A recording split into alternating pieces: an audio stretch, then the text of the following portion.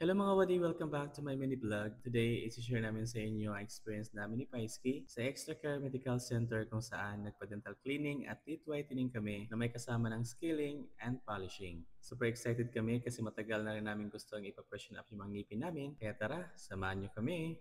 Habang papunta kami sa clinic, sobrang excited at medyo kinakabahan din. First time kasi namin magpa-teeth whitening, so curious kami kung ano yung feeling at kung gaano ka-epektibo. Pagdating namin sa Extra Care Medical Center, sobrang aliwalas ng place, malinis, maayos, at very accommodating ang mga staff. May pa-welcome smile agad kaya nakakagaan ng loob.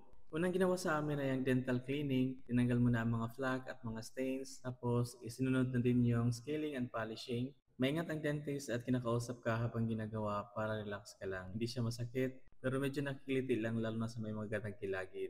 After cleaning, scaling, and polishing, sinimula na ang teeth whitening process. Nilagyan na ng whitening gel ang ngipin, tapos may special light na tinutok para ma-activate yung gel. Tumagal siya ng mga 15 to 20 minutes depende sa condition ng teeth.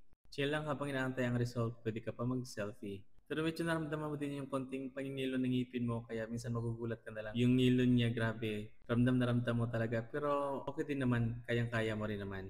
Ayan na siya, sobrang linis, sobrang fresh, at mas confident na akong ngumiti. Hindi man drastic ang pagbabago, pero definitely mas maputi at mas malinis tingnan ang ngipin ko ngayon. So ayan si Paisky, hindi pa din siya tapos kasi ako yung nauna kanina. So after ko mag-cleaning kanina, sa kabilang dentist naman din siya. Sa kabilang room din naman siya, nag-start na naman yung cleaning. Nauna ako natapos sa kanya.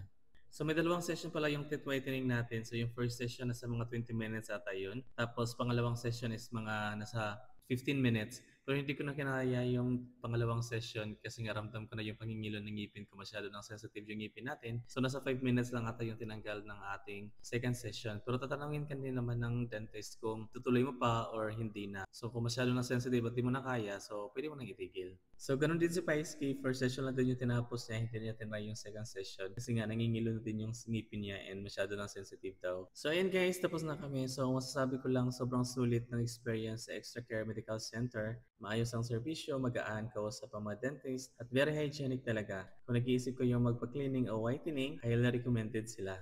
Quick tip lang din bago kayo magpa-whitening, make sure na wala kayong tooth sensitivity at huwag mo na uminom ng kape, tsaa, or anything colored after the procedure for at least 24 to 48 hours para tumagal ang effect. So ayan mga wadi, salamat sa pagsama sa amin today ni Paisky. Don't forget to like, comment, and follow kung nagustuhan nyo ang video na to. Kita-kits sa next vlog. Bye!